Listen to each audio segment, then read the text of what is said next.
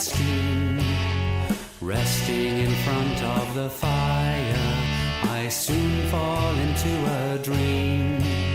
The frost is white upon my skin, the air is cold, the air is thin. Run through the valley and over the hill, it's the unforgettable thrill.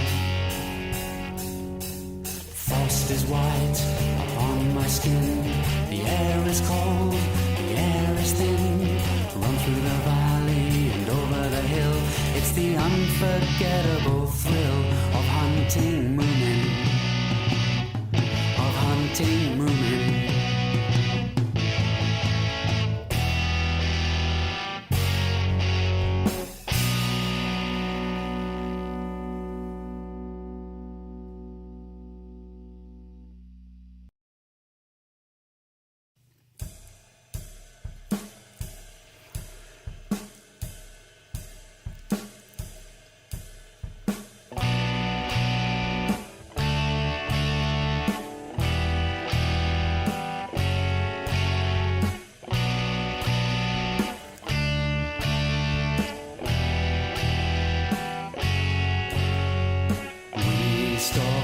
The forest, the snow crisp and clear, the birch ghosts in the pine trees, we hunt other than deer.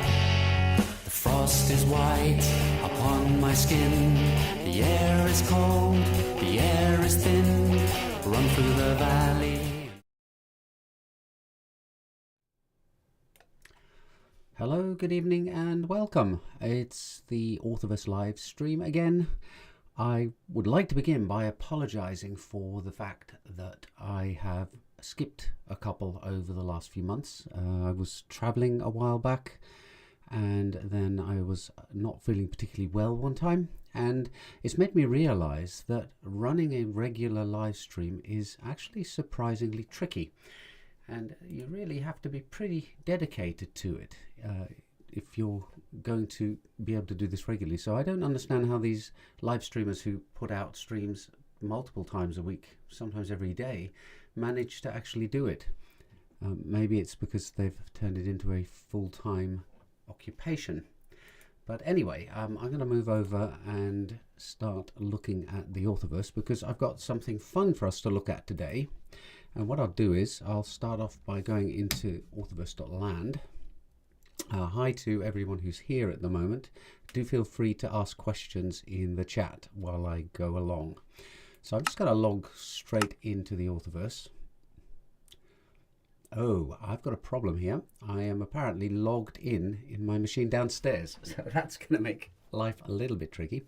I'll tell you what, I'll go and use a different account. So that actually is an indication of the first thing that I've implemented since the last time we talked, and that is that you can't log in on multiple times. So this is to stop a problem I had, which is that if you logged in on, say, 2 different PCs, then the second one kind of took over the properties of your first character and the server got confused and you started getting errors. So I coded up a quick check at the beginning to make sure that you don't log in, and now, of course, in typical Orthoverse style, I've immediately been bitten by it, which is that I was messing around with this downstairs in my downstairs office, which actually also doubles as my kitchen. You know, I work in the kitchen, and that has resulted in me not being able to log in here, and I don't really want to go running halfway across the building to go and log myself out from there. So what I'll do is I'll create a different account here. I'll use this test stream one that I don't think I've ever used before, so that one should be okay. It's just so typical, isn't it? No, you do something to make things better and it inadvertently makes things worse. Right, so I can go in straight away. So here you can see I've actually got the fantastic name that has been randomly assigned to me of Ivislob. So that's a not the greatest sounding name. The other day I got a character called Fine, which was a better name than this, but some of them come out good. I think I saw somebody got Thorgulf or something like that, which was a pretty good one. Anyway, so here I am in the Orthoverse, and as is usual, it is night. Those of you who follow regularly will know how often it seems to be dark when I'm trying to talk about what goes on in the Orthoverse, even though the night is half the time of the day. Here we go. Here's the culprit. So you can see that there is a character, and that character is BC Gandalf. So that's evidence that I'm logged in twice. And those of you with keen eyes will notice that the character actually has its own skin now. I've made a kind of a sort of a wizardly replica of myself in a voxel manner. What happened there? Oh, I moved the mouse around too quickly. Right, so that should give you a clue as for what we're going to be looking at today, and that is namely the arrival of customizable skins in the Orthoverse. So I'm going to press O for out-of-body experience, and here I've received what is known as a default skin. It's a me and Richard sometimes call these surf skins, because if you don't have a land, or if you've got a land and you haven't leveled up, then you're kind of at the lowest level of the totem pole, as it were. Effectively, you're a surf. So there we are. Ivislob, looking very fetching in some brown rags, and there's my normal character who actually is wearing robes and has a beard. Anyway, so I'll go back into my body there. So that's the kind of sets the scene. I hope everyone can hear me. Yes, I did turn on the mic. I have a habit of failing to turn it on sometimes, but it might be useful if I put it a little closer to my mouth, because it does seem to fade off pretty quickly. And I now understand why the DJs and singers and stuff always have their faces right next to the mic. It doesn't seem to work so well when you sit back. But when you go in close, the sound is better. Right. Anyway, so without further ado, anyone can go and visit the new avatar generator, and it is at orthoverse.me, which seemed like a suitable top-level domain to use for an avatar generator. .me, and let's go in and see how it works out. Right. So we've given it the codename Ready Player Doomed, and that's a humorous nod at the avatar project that is run by a company in Tallinn, I think, in Estonia, called what's it called? Ready Player Me. I think it's Ready Player Me. Let me double check that. Anyway, yes, Ready Player Me. So they have an avatar generator, and the whole aim of this company is to allow you to design avatars that you are supposed to be able to take into various different aspects of the metaverse. I made one myself a while back as well. So they look very much like Fortnite characters to me. Now, clearly in the Orthoverse, we're a voxel world. We're not going to be producing glossy, photorealistic or hyper-realistic avatars. They're going to be pixelated, and they're going to be made up out of cubes and cuboids. And here you go. When you start off with a new character and you log in, you end up with a very charming little chap with absolutely nothing on. And what I'm going to do now is I'm going to log in. And just as with Orthoverse.land, you get a signature request. We have this kind of telltale wave thing that we put in there to indicate that you're signing a message. You're not signing a transaction, because it would be pretty hard to generate an Ethereum transaction that was full of stars and pluses and dots and minuses. So I'm going to sign that, and I can log into the generator, and I hadn't switched account for this, so it's taken me in as BC Gandalf. So I'm going to log out, because we want to change the skin that I was using. That's what we need to do. I need to connect that new account. But yeah, you can see here's the avatar that we were looking at earlier. Gandalf with yellow armbands on. Yeah, anyway, so now I will log in with the new account, and there we go, Ivislob, and immediately I find a bug, which is it hasn't cleared the skin. I've actually got the Gandalf skin, but it's not stored correctly, so if I save this now, it's not going to go to the database. So let's do this the proper way and completely reload. and then log in. Right, there we go. Third time is a charm. There we go. I've now got the name Ivislob, and I can immediately see another bug, which is that names are now unique in the Orthoverse. If you claim a name, as long as you don't change the name of your avatar, that one is yours forevermore, and nobody else can take it and use it, and no one can impersonate you. So that means nobody else can be BC Gandalf, because I've already taken that for my first character. I think Richard has taken the name the other guy, but you know, if you want to grab a name, make sure you log into orthoverse.me and type it in there, and if it's not been taken by anybody else, then you'll get it. There are a few restrictions. It has to be at least 2 characters long. Or is it 3? Yeah, 3. It's got to be at least 3 characters long. God, I'm on form tonight, aren't I? It can contain letters A to Z, and oh, someone's asked a question now. Oh, somebody said, hey, really appreciated your video on pro se patent applications. Well, you're welcome, S. And hi, Dimitrio, as well. Nice of you both to join us here. And it's always great to get some feedback in the chat, because that's an indicator that there are actually some people there, and I'm not just talking into this mic, and that is then being broadcast out into the void for nobody to pay attention to. So anyway, back to the names. Right. Must have at least 3 characters, can contain alphanumeric characters, so that's A to Z or A to Z, capital or lower, and numbers 1, 2, 3, and you can have an underscore in it as well. What you can't do is put things like an asterisk or a % sign, just A to Z, 0 to 9, and underscore. So let's go for our name for this one. Let's call it Hamlet. There we go. So if I was now to save this, model save to the Orthoverse, I would now have a rather naked character by the name of Hamlet. Actually, let's go over here and go back to the Orthoverse.land, and you'll see I've still got the old skin, and that is because I need to disconnect and reconnect.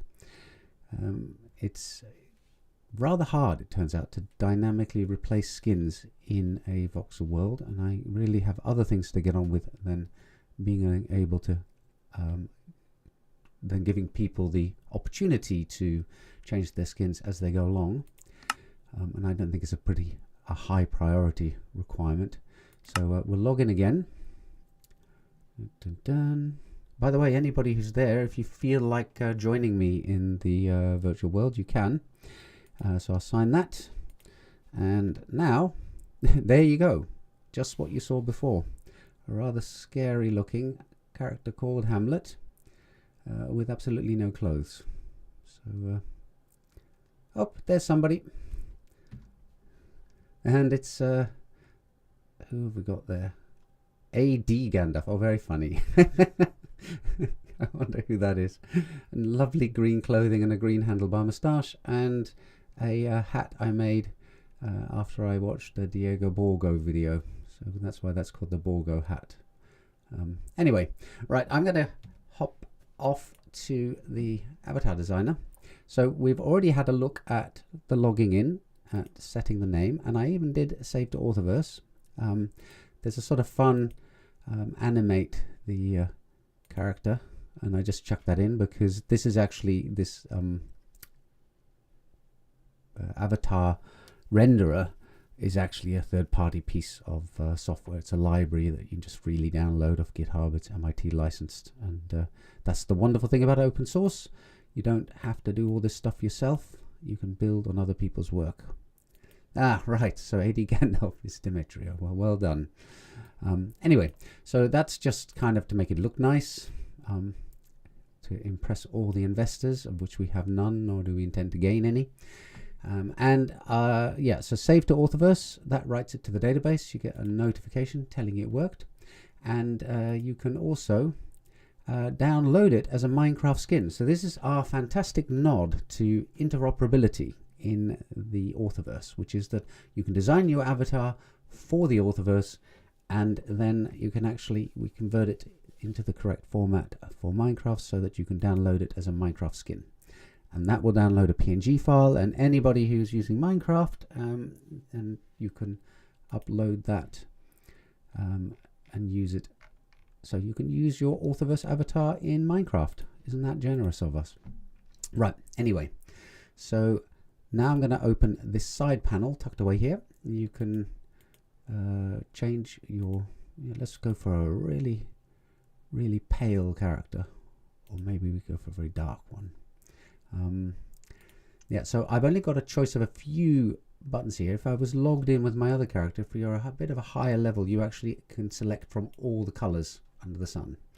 I can't remember off the top of my head what level you have to be. Maybe it's 2 or 3, but lower levels just get a selection of colors. Higher levels, you can make yourself into a blue alien if you want to. And then we have choice eyes. You can have them large or small. You select a color, so we'll go for red.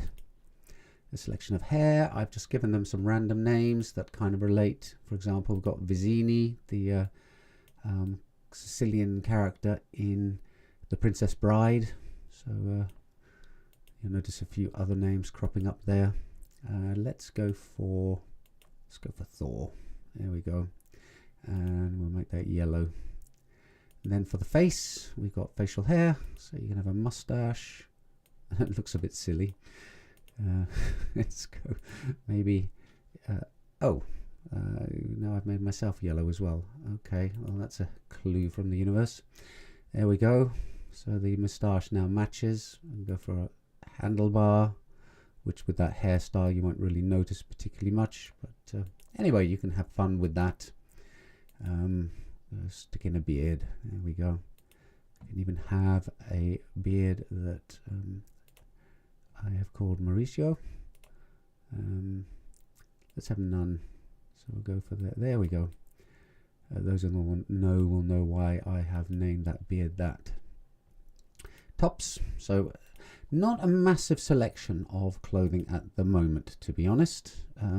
It is something I'm going to work on extending, but for now, there's actually a huge number of combinations that you can get. Yeah, you see here we have this color selector that appears for skin and eyes and hair as well once you're high enough level. So given that Demetria was wearing green, we'll go for the opposite and we'll have red. I think I'll go for a nice smart, well that looks a bit like a bellhop at a hotel, doesn't it? Let's go for a suit. There we go. And we want to have matching trousers. Maybe nice red trousers, why not? And some footwear, because of course it's very important to have footwear in the metaverse. There seem to be sneaker companies interested in it, and I think there are even NFTs of sneakers available out there. Personally, I don't find that particularly appealing, but people seem to like it. There we go. We've got some shoes, some heels there. Come in different sizes, so maybe we'll go for that and have them sort of brown. And then finally there's this fun choice of different components that are sort of like extras or add-ons. Now, because I'm only level 0, because this is an account that I just created, I've only got a selection of the level 0 items, and you'll see there's not much here at the moment. We've got some level 1, 5, 6 and 7. Again, at some point when I have time or I don't feel like coding, I'll take the time to make some extra items. Feel free to suggest some in the chat if there are some particular things you'd like to see, like, I don't know, knee pads or headphones or something like that. So Demetrio is asking, each skin is bound to the address or only to token holder address? Right, so your avatar is tied to your Ethereum address, not to your land token. And when you save it, all the data concerning your avatar is saved into a database record with your Ethereum address being the key. So your avatar is representing your Ethereum address, and the fact that the Orthoverse land tokens also have an address, because we had to create one for each Ethereum address, and So I'm not explaining this brilliantly, am I? Basically, each NFT has an index number, and the index number is equal to the address that initially owns it. So there is a kind of opportunity to get confused there. But the fact is, you can transfer your land token to somebody else. And in fact, my main account, I think I've got 5 land tokens there. You can't transfer your avatar details at the moment. We could add the opportunity for people to mint an NFT from their design and then transfer that and have an opportunity for people to say, well, I want to use an avatar as represented by an NFT. And I guess we could then say that that particular selection of colors and clothing and stuff like that can't be used by anybody else. But to be honest, it feels a bit like artificially imposing scarcity on things, and as an exercise to try and squeeze a bit more money out of people. And in general at the Orthoverse, we're trying to avoid that. I think I mentioned in the last stream how we thought about maybe charging a small amount for building blocks or voxel blocks in the Orthoverse, and then deciding that no, that was extortion. Even if it's a small amount, it's like that kind of, you know, pay to play stuff where the price seems cheap and then you wake up one day and find you've spent hundreds of euros on a game. As it happens, the sandbox does charge per block, so you know, make of that what you will. Anyway, so that hopefully, Dimitri, answers your question. Right, so I've now designed my character here. I can't put any crowns or stuff on there, so we do have some things that are set to different levels, but in generally speaking, we're trying to walk quite a difficult line between giving people a sort of openness and freedom versus there being benefits to being the equivalent of a platinum card holder rather than a gold or a silver, or you know, not being a card holder at all, as it were. So you know, there has to be some benefit to being a bigger contributor. I guess it's a bit like you know, these sort of things. For example, I think of an example. Well, you know, loyalty cards, for example. Right, Paolo says hi. Well, I'll say hi back, Paolo. Thank you for joining us. Right, I'm going to save that now. There we go. And there we are, model saved to the list. I clicked that twice. I wonder if I've got a check. I probably haven't. I threw this together very, very quickly. Just before Christmas, actually. I had it about 95% done. And then it kind of got put on hold because of work and because I got sidetracked into making sure that lands could be saved properly. Because there's this... Well, a few people started building rather intricate things in the Orthoverse, and I really wanted to make sure that that their builds were protected. So that kind of felt like the most important thing, and this then, relatively speaking, seemed a bit kind of frivolous by comparison, but still fun. Right. Okay, so I've saved that to the Orthoverse. I'm just going to go back here again. Oh, of course, it's dark again. Disconnect and reconnect, and you'll see that the new skin is then immediately available. So, and sign. Hamlet's back in the Orthoverse. And let's see if I can go up somewhere where we get a little bit more light. So maybe over to this desert area among the cactuses. And then if I hit O, and there you go, you can see that it's exactly the character that I designed in the editor just now. So I think that's pretty fun. People like to be able to kind of customize and distinguish themselves from other players, and that's kind of important because it's sort of an expression of your identity, I suppose. You know, we get fussed about things like hairstyles and the clothes we wear and things like that, so it's not surprising that would carry on over into virtual worlds. In fact, it does. You know, people like collecting skins in Fortnite, for example. There, of course, you don't have the choice of deciding exactly what design you have. You have to go with what they give you, but they give you an awful lot of choices. Right, thanks for saying you appreciate the effort to get the saving in, Dimitri. It was a bit of a struggle, to be honest. There was quite a lot of architectural redesign that had to be done because the software I'm using doesn't provide the functionality to save out little chunks, but yeah, I got it sorted in the end. With most of these things, if you think about it a bit and you take the time and you test it, you can get it working. So, right, anyway, back to the avatar. So I've covered the designing of your character and saving it, the fun animations. Incidentally, I did say in the description for the video that I would talk about some of the future features. Future features, that's a bit of a tongue twister. Anyway, some of the fun future features will include animating the skins, because at the moment, those of you who've been there a lot will notice that you kind of sort of glide around rather strangely. And given that the renderer in the skin designer can walk, I would presume that I have the building blocks for animating the character in the real world. Not when I say real world, in the virtual world. But the issue, of course, is that this is just a static kind of rotated around and move the arms and legs. If you're going to do this in the virtual world, well, then you have an issue about determining that the character's actually moving, what speed they're moving at, and making the arms and legs swing at the right rate. And then switching from walk to run if you're going really fast. Now, I happen to think this looks quite amusing, but a little bit ludicrous. And so I don't think I'd make him run quite that extremely in the real thing. And then who knows, maybe one day we'll introduce a fly feature.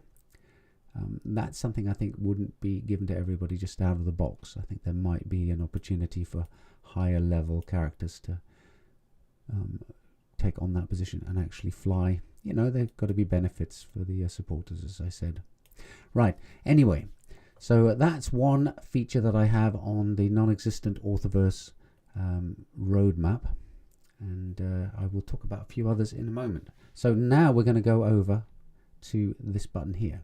So before I do, just highlight the fact that your level is shown. What's happening here is that the avatar software is actually checking what tokens your address owns. Paula says, I wanted to see my land Naslotdel. Well, tell you what, you're in luck, because just a couple of weeks ago, I added the following feature. You press T for chat, and then you hit / and you type visit, and then you type the name of the land you want to go to, Naslotdel, and if you've given me the correct name, I will teleport there. So I'm now in Naslotdel, and if you copy what I did, then you will be in Naslotdel too. So there it is. You've got a nice tower because you're, what does that make you? Level 1, I think. Yeah, and the sun's coming up. So, excuse me. Oh, and you're right next to the sea, because I guess that's a fairly recently revealed land. So there we go. You won't have a sea view for long, because as more people reveal tokens, they form around the edge of the islands. But on the other hand, that means you'll have more neighbors. So, you know, anyway. I've got a nice sunrise coming and a moon up there. So yeah, Paula, if you want to visit your land, just copy what I did there. Right, there we go. Sun rising over Naslotdel and lighting up the tower beautifully, if I don't say so myself. Okay, back to avatars and to what I was going to talk about, and that is this show land button. So if I click that, I get a message telling me I currently own no land. What would happen if I could log in with my other account is that it would show me a set of the lands that I own in a kind of an NFT marketplace sort of a way, like Looks Rare or OpenSea. Do you know what I'm going to have to do? I think I am going to have to dash downstairs and disconnect that, because I'm going to start running into troubles with demonstrating stuff. So here you go, typical Orthoverse live stream. I'm going to run off in the middle. Set your timer going, see how long it takes me to get back.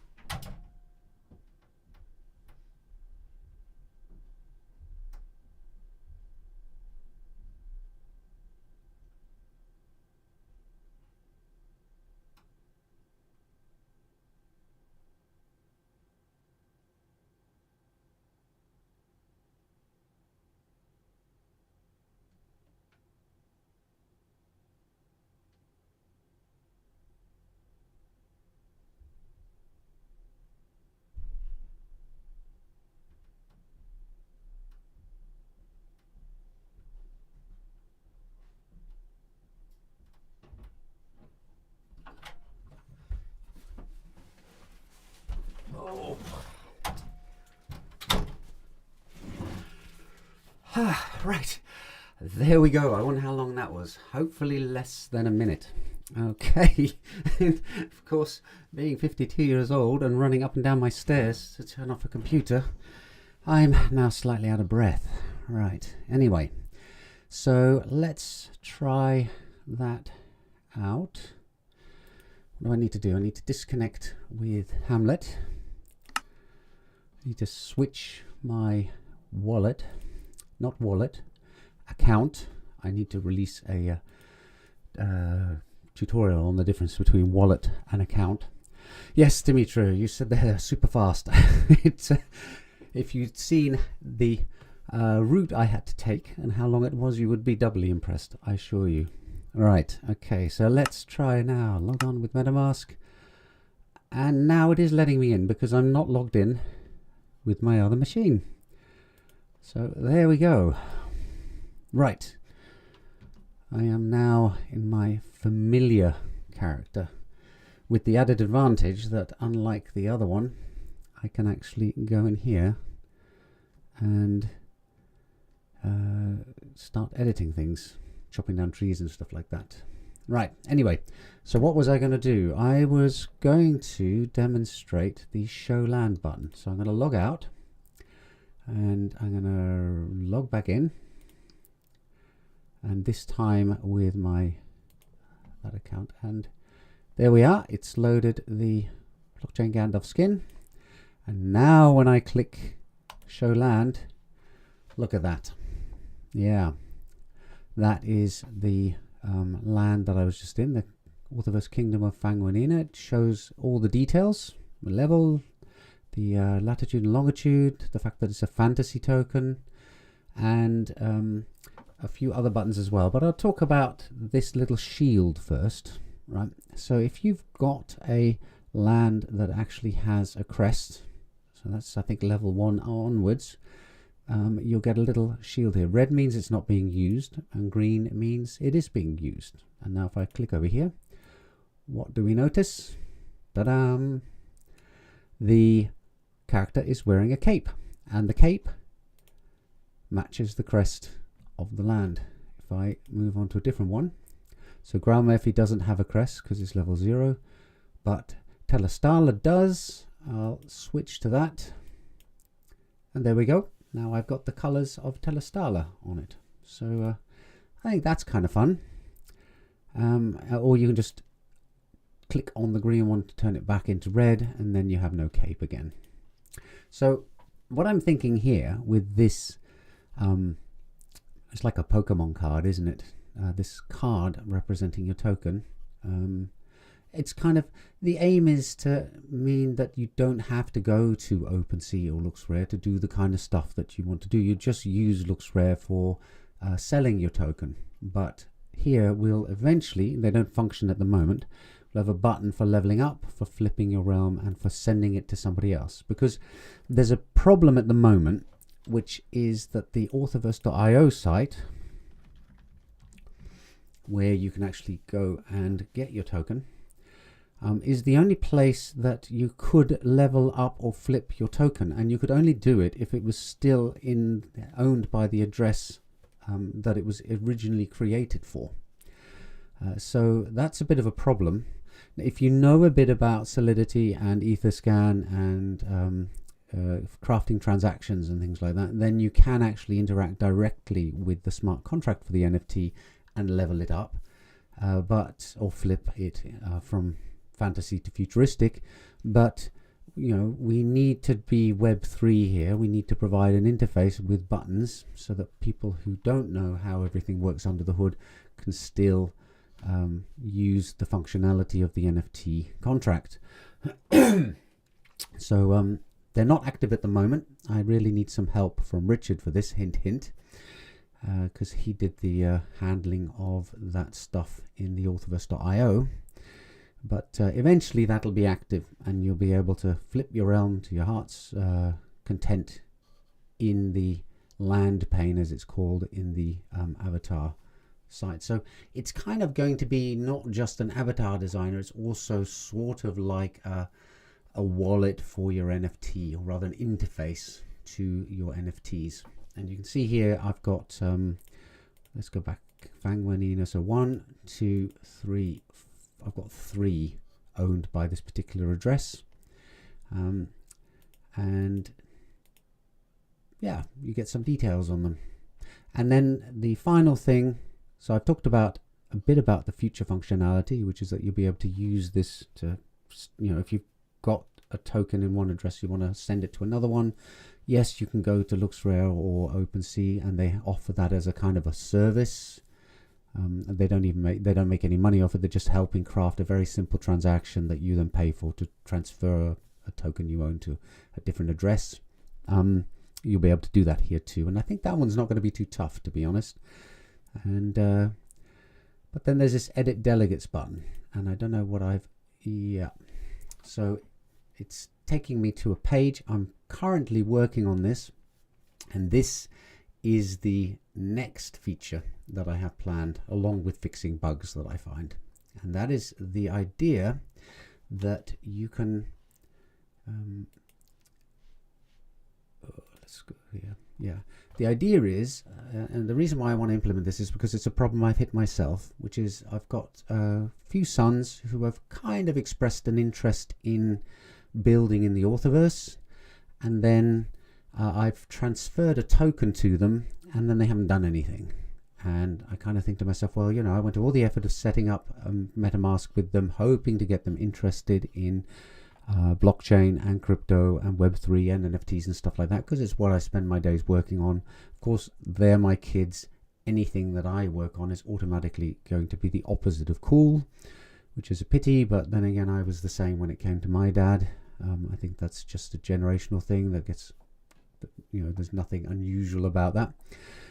But it would have been better if, rather than giving them some tokens, if I could have given them the right to build on a token that I still owned. So what you're doing there is you're saying you're delegating, or your contract, the right to build on your land. And so my plan here is that you can go to this other page by clicking on Edit Delegates, and it'll show that you own that token, and then it'll give you 7 text fields where you can type in. The idea is that you'll type in people's names, and it'll look up the address for you, and it'll store that, and then it'll give permission to those addresses to also build on your land. So I mean, a use case for this, well, I've already discussed one, which is you want to give your kids the ability to build on your land without actually giving them the responsibility of looking after a token, because let's face it, they're probably teenagers and they'll lose it. You might want to hire a contractor to build a fantastic voxel build in your land to impress people. You don't want to just send your token to some person you connected with on Fiverr. Yes, if you delegate the building rights to them, you'll be able to cancel them and still own your token all the way through. And the worst they can do is just sabotage your land by building a load of crud on it, or you're digging a big pit or something like that. Which makes me think, actually, I should really have a restore this land to its original state option. So I could chuck that in the Edit Delegates page as well. We could have a kind of well, maybe that might be a bit tricky, but it should be possible to tell the Orthoverse.land to reset a land to its original state. So back to having, for example, in the case of Fanguanina, this castle with a moat and a wall around it, rather than the huge build that I've constructed there. But yeah, I think it's a useful idea. That's why I'm implementing it, because I'm trying to add features that I can see a justification for having. And it's a really good way, actually, to find out potential desirable features is when you want them yourself. A lot of software has developed based around the fact that a developer needed or wanted something, and they started implementing it, and that became the company product. I think Slack is the classic example of that. I think they were working on a game originally, and then some developers came up with some communication software to allow them to chat to other developers on the project, and it turned out after a while that the chat software was actually going to be more useful than the game, or more profitable than the game. So yeah. Okay, I've got some comments now, so I'm going to stop jabbering on and actually read them. So Alexandros says, "Kia, you should work on CBDCs so your children fall in love with crypto." Yeah, I could do that. Become some kind of genius mastermind for the European Central Bank. You know, Christine could hire me for hundreds of thousands of euros, and I could build her a proper central bank digital currency. Except that I've kind of shot myself in the foot, because I've already provided the source code in my GitHub repository. I forked the Norwegian Central Bank's sample code that they'd contracted some Dutch company to produce for them as part of an, well, as far as I can tell, as part of a "we are experimenting with CBDCs" exercise, the PR exercise that they were running. But anyway, I took their code and added some Orwellian features to them. So maybe I'll put a comment in this video afterwards if anyone's interested in having a look at that. It's some solidity that implements a central bank digital currency with masses of ridiculous controls. So PFC Wells says, "Interesting idea. I know that feeling with the kids." So you were referring to my delegating and the fact that the kids never find what you do as a parent particularly interesting, even if people outside your family would. Yeah, I think it's pretty standard. Alexandra says, "It's late where he is, so he's going to go to sleep. Good night." Well, good night, Alexandros, if you haven't already left. It is 20 to midnight here, which is quite late for me, but I don't know where you are. Maybe you're further to the east, and it's even later there. And Alexandra's one final thing: you can be hired for hundreds of thousands of euros per year and sabotage them. Yeah, I think that actually is the real reason why this won't fly, which is that they'll vet me and they'll look at my videos and some of the stuff I've written about the European Central Bank in the past. So I don't think I would get past round one of their interview process. I could, of course, shave off the beard, cut the hair, change my name, and then apply, but that sounds a bit extreme. Right, so that's some of the chat handled. And what was I talking about with the avatar editor? Oh yeah, so edit delegates. I think I'm going to move these buttons off into the edit delegates page, and make that more of a kind of, rather than edit delegates, turn it into a manage land page. So we can change, it'll probably be stuck with the name delegates because it's a pain in the neck to change that in all the different files. But I can change the button fairly easily. So we can have a manage land. That'll make this, this pane a little bit less painful.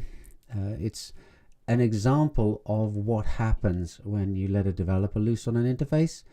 And I used to despair of this when I was a test engineer. Developers, why do you pile so much functionality on the screen? And here I am now developing something, and what is the first thing that I do? I cram in 101 things in one pane. There's just too much here. So yeah, we can keep the stats for the token, and the buttons. These are fairly intuitive. Manage land would be better. Then there's not so much clutter. And then when we go to that page, we'll have the list of delegates that you have for your land. Maybe we should call them ambassadors. Maybe I should get a marketing person on board to actually come up with the names for these things. Or I can just muddle through myself and come up with something. I like the idea of ambassador. That's kind of sort of sounds sensible, and we could even give them the opportunity to, for example, also use the cape of the particular land that they have the rights to. Might be getting too complicated there. On the plus side, it would allow you to build up an army of identically caped characters. That could be fun. Anyway, yeah, so we'll move all that stuff out into the delegate managing page, and then you'll have, that'll be a nice place to go to give you full control over managing your land.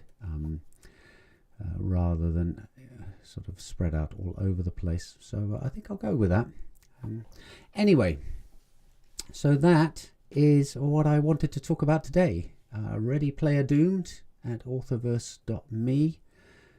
I think it's looking pretty good for something knocked up in the at the weekends and in the evenings, and you know, it's not as glossy and slick as Ready Player Me, but hey, this is the Orthoverse, right?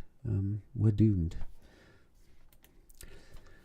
Okay, I think I will be wrapping up shortly myself. We've been going for 45 minutes. It's Alexandros has made me feel tired by his talking about how late it is. Plus, I have just remembered that I have to leave a note from the Easter Bunny for my kids. So I better go and do that too before I forget.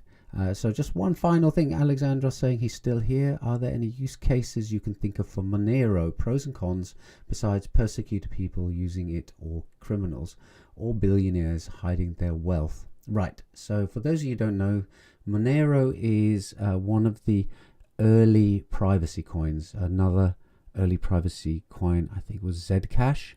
And to be honest, I haven't looked at them in a while. I may well have some Monero. Or I may have lost a key to a small amount of it when I was looking at it. And the idea with this is that it works like Bitcoin, but you can't see the balances of accounts or even know that the accounts are active. And you can perform transfers from one account to the other, and it's all hidden using some rather clever cryptography techniques, so that stuff along the lines of zero knowledge proofs, so that you can, for example, you can prove that you have the balance to pay for a purchase without actually revealing your balance. You can make the purchase, and the person's the record in the ledger will change to reflect that you have transferred Monero from your account to somebody else's account, but not in such a way that anybody can actually read it. It's just that when that person then tries to transfer that onwards, that they can provide the proof that the transfer has indeed happened. So maybe I've gone a little bit too technical there, but you can think of this as kind of, it's like the old school Swiss bank accounts banking system for crypto. And Alexandros is asking, are there any use cases? Now, the obvious one is that there are occasions where you want to buy stuff that is perfectly legal, but you don't want there to be a record that you've done it for some reason or other.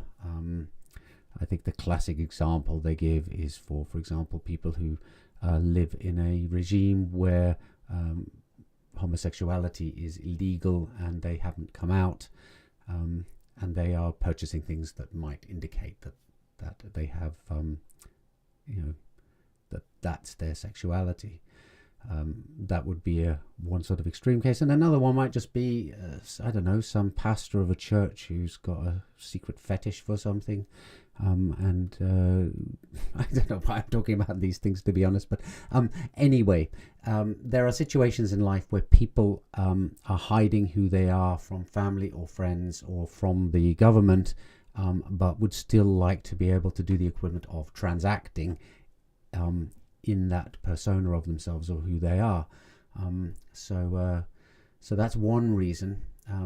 Another one is just purely about control, which is that it's when anybody says you have nothing to fear if you have nothing to hide, for starters, they're being selfish, because there are people who are not doing anything wrong but are persecuted anyway. And secondly, they're being very, very short-sighted. You don't know if you may belong to a particular group in society that is doing fine. You know, your religion may not be fall in the groups of ones that get persecuted very much by governments. You may be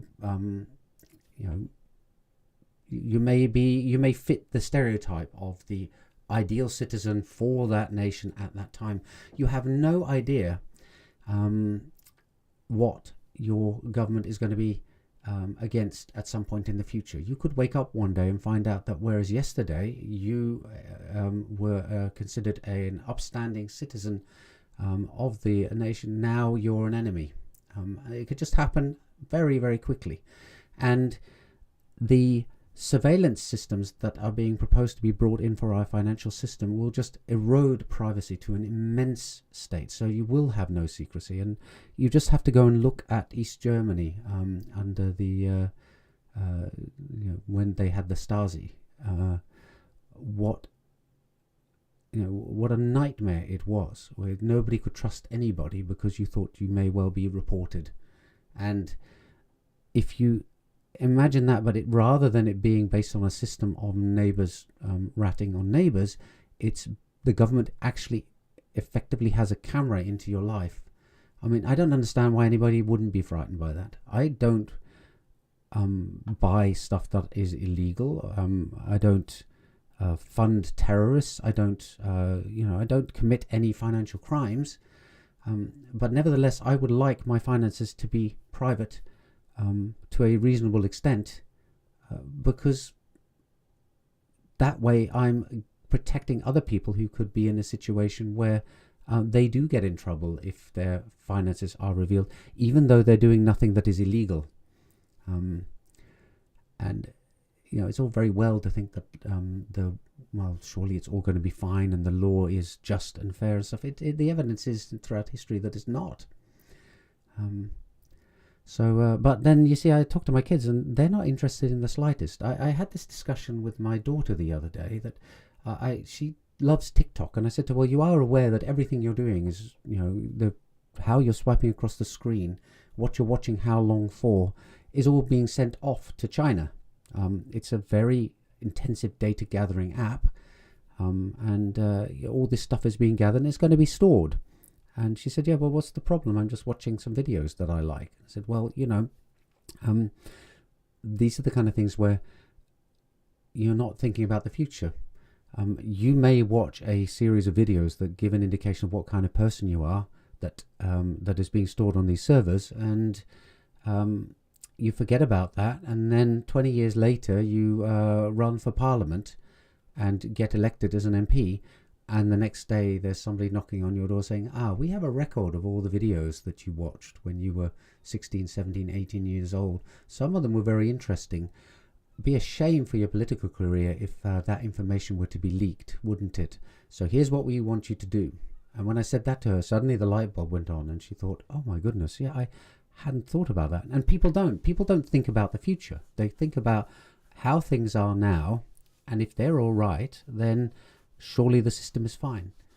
But none of us have any idea which way things are going to swing in 5, 10, 15, 20 years time or longer. That's why in truly democratic countries you're supposed to have safeguards to stop extremism. And by extremism I don't just mean this sort of stereotypical image that the media portrays of undesirable terrorists. I mean, you have extremism within the country, even within political parties that get elected. And anyway, I hope I didn't go off on too much of a rant there. But yeah, I think financial privacy is really important. And that's one of the things that always surprises people when I tell them that I'm living in a country where at the moment your tax records are fully available for anybody to see. It's still something that I feel mildly uncomfortable with, but in Finland it's considered completely normal. And the idea is that if somebody is paying virtually no taxes, but they have a couple of brand new Lamborghinis in their driveway, then somebody will spot the discrepancy and report it to the tax authorities. So, and I'm in two minds on how I really feel about that. On the one hand, I would like the authorities to be able to prosecute tax evaders. Taxes are high in Finland, but on the other hand we get a lot of good services for them. Excellent schools, good roads, very, very good health system. So it's kind of, I feel it's a price worth paying. But on the other hand, maybe I think it is a bit too transparent. It does have some benefits though. For example, it gives you an indication of what your colleagues are working when you're employed. So if you're working in an office, you can actually go and look. And okay, it may be that they inherited some money or that they sold some shares or something like that, but you can get a fairly good indicator as to how your salary compares to your co-workers. Although, unlike in, for example, the USA, it's generally not a problem because there's not the big wage differences that they have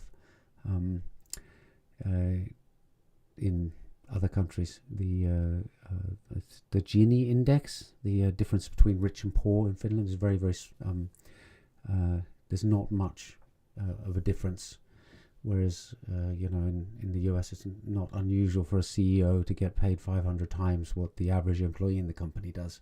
I don't think that stuff is so prevalent in Finland, but it probably will shift in that direction because generally that seems to be the way the world is going. Anyway, so how did we get... Oh, this was from Alexandros asking about Monero. Right, I was kind of thinking, how did we get from avatars to a rant on privacy to and financial transparency versus financial privacy? Anyway, oh gosh, there's been quite a bit of discussion in the chat too. So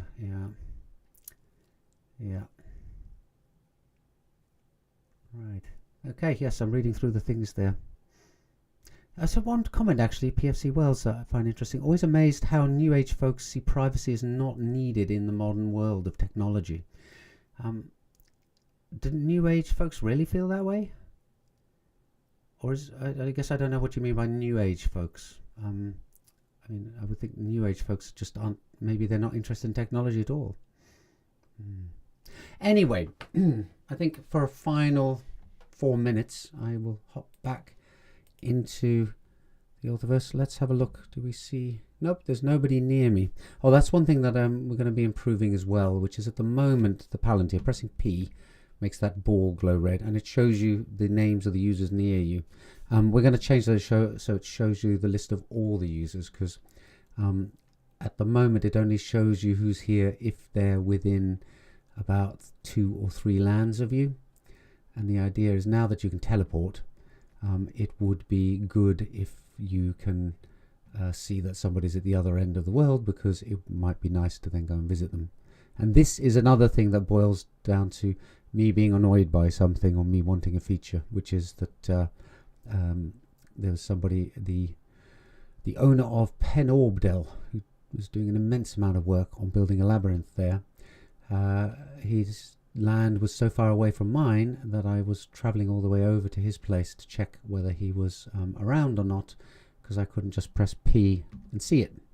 And you see people kind of pressing T and typing, hello, anybody there? It would be nicer if you could just check if your friends were there by pressing P and getting a list of them. But hey, it's the metaverse, so there's never really anybody here. Nevertheless, I'm still having a great time building in here. I've built this, I don't know what you'd call this, a sort of colonnade, I suppose. I was thinking of that, like some of the Cambridge colleges have these kind of things. You have, oh no, not a pit. Where did I go? You have this sort of corridors that are open on one side and have columns down them. I don't know why they build it like that, but it does look quite charming. So I've made one of those.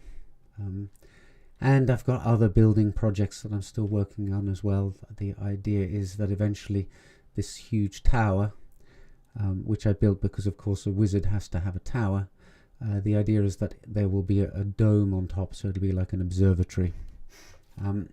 Anyway, I think that's really enough, and I'm gonna probably listen back to my rant about privacy and feel quite embarrassed because I don't feel it was particularly articulate. And the reason for that is it's something that I feel quite strongly about, is that I am worried about how much tracking is going on and how much information we are providing about our lives, and how the significance of that is not really being appreciated, and it won't be until it's too late. And so it's best to start sounding the alarm now. History has shown us that you need people to constantly be vigilant to fight against these erosions of our rights and of our privacy. They're hard won and they're easily lost. Anyway, on that cheerful note, I'd like to say thank you for all the viewers who hung around through all of that. I hope you found it an entertaining live stream this time, and I'll see you in the next one next Saturday, hopefully, unless something happens like I get ill or I forget. Right, anyway, thanks once again, really appreciate you being here, and I'll see you all in the next one. Bye for now.